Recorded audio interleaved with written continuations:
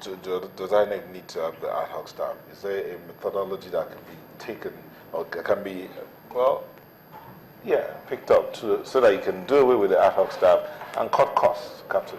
Yeah, okay. Sorry. Doing away with ad hoc staff may not be feasible at the moment. But I observed something. I discovered that in a good number of places where there were challenges with those devices, the ad hoc staff or the polling officer did not seem to be fluid, finding his way around the device. And I want to attribute it to the fact that it's a new device, and probably there was not enough hands-on training for, the ad hoc staff. At a point, the ad hoc staff should have been given enough time to actually play with that thing and get to know it. That's why I was saying if there was a real all-conclusive test run, is it possible that the kind of problems they encountered during the test run never occurred? I mean, during the voting never occurred during the test run. The test run is supposed to have exposed that device to the user.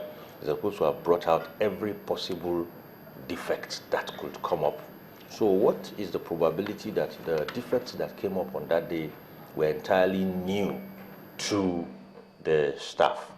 And that brings to fore the fact that probably the staff didn't have enough time to play with that thing and get to know it inside out. I wanted to say something. Well, I think that it's actually possible to do without the ad hoc staff, but I don't think as a country we have gotten to that level.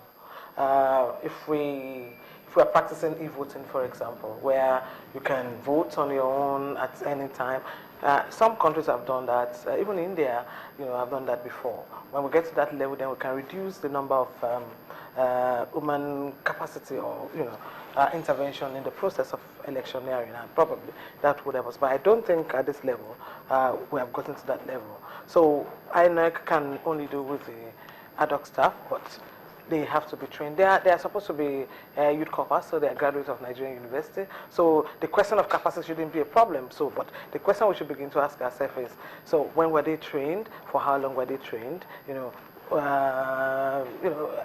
Card reader is also about technology. So, what were they properly briefed about in case there is a problem? What can we do? Maybe INEC should have also put some mechanism around it where there is somebody you can call who can help you to sort out the IT if you have problems with it. Okay, that issue of logistics and outsourcing you brought up, maybe, I don't know if we can deal with the outsourcing now, but the logistics has been like a persistent occurrence. It's continually there. And even when they say they planned effectively, even when they had to do pockets of elections, I mean, taking state by state, the issues of logistics have always been there. I mean, how do we go from it? Well, I think that if we compare this 2015 with 2011, probably it's better. From what I got the INEC chair saying yesterday, for example, on the issue of transportation, they had a contract with the NURTW, and they agreed to support them with the transportation of materials from one place to another. In the morning, they had some problems with some of them in Abuja who said we have to pay 100% before we can do the work, and that led to the delay. So there are some things that, even as the big boss there, you probably would not anticipate, especially when you have had a contract with. So that's one thing. But and that's why I said maybe there's a need to begin to consider outsourcing. Maybe if it has been outsourced, you've gotten a particular provider who would ensure that they get transportation working on that day. It will be done in a much more professional manner than working with the NURTW. I noticed, for example, the buses they used, they were not, some of them, apart from the INEC sticker, showing that they're working for INEC, they were not the same color. So we kept seeing buses, carrying different people. And I would have also expected that for the drivers that were driving those sensitive and non-sensitive materials, they should be clothed in such a manner that just the way when you see a media person, you know that this is a media person working on election. We didn't see all that. They were still wearing their normal clothes, and you saw like about 2 or 3 of them. At a particular policing unit, I was a little bit worried when I saw them carrying those materials into the buses, and the bus could not also start. So they were trying to push and things like that. So we should look at things like that in the coming period. All right, okay, let me go back to Abuja Studios. Professor Jibril Ibrahim, you're still very much there for us. You are a director at the Center, Senior Researcher, Center for Democracy and Development. Looks like well, we'll have to wait and get him back on Skype. Well, I actually wanted him to tell us more on training and manpower development, because what we have just picked on here, we're trying to pick holes and trying to see how attitudinal we have become concerning things like this. It would seem that some of these people were not trained, but in actual fact, you have seen loads and loads of people, irrespective of the amount of training they do have, they're still very slow on the job in understanding, in performance, and perhaps that is what occurred. If anyone and everyone who's been on this particular beat has been told or given some form of training concerning how you can go about with the card reader, the simple film issue should have been one issue that must have been told to everyone. Yes, you see, I got a mail on that text issue, and from the description, it was like the polling officer did not even know anything about that film. And after she was convinced to remove it, even cards that were rejected before it was removed suddenly were accepted. That's why I'm saying that the biggest challenges INEC really had in these elections were, one, timing, and two, training. When we talk about logistics, I can understand probably where the problem came from. To a certain degree, logistic facilities could have been provided. But I can tell you that this election is about Nigeria and Nigerians. And we all know in majority what our inclination to timing is. So that could have infracted the process and caused delays. The next thing is training. And you see, the good thing about training is training actually instills confidence.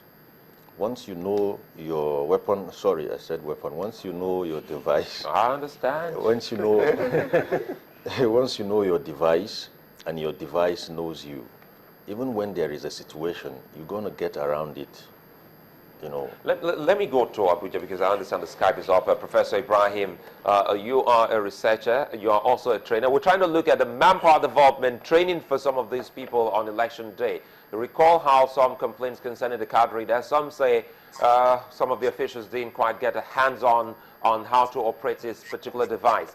Bringing the question, how much of disappointment do you get when you realize that you have some couple of individuals you have trained, maybe in an establishment, going back to their place of operation or work, well, they don't really function to show that they have gone through that particular training? I think very clearly in this training for ad hoc staff was insufficient. And I think INEC should have devoted much more time to hands-on training.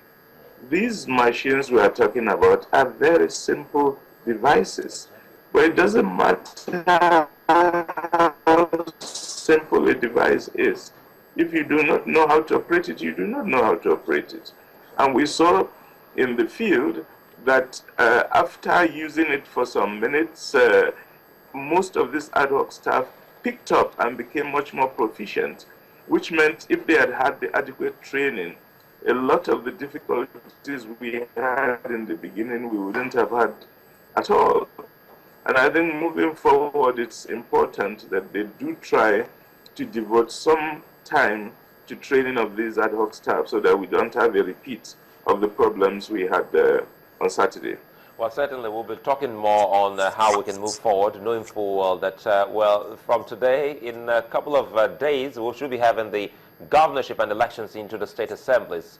Not too late a time for us to go back, look pretty well into the card reader and get our hands on the operation of that particular device. We'll come back to you, Professor Ibrahim, and of course everyone right here is still in the studios. We still have Dr. Abiola Akyode Afolabi right here with us, Captain Umar Aliyu. We'll be coming back shortly, but we'll take a moment, and when we return, we'll be looking at the problems as well as averting future occurrence of what we have countered in this particular election, and also looking at some of your pictures. Ini will be coming to tell us what she's been able to get on Polstream, and of course, following us on our Twitter handle. Don't forget the hashtag Nigeria 2015. And that's the program as well. We'll be back.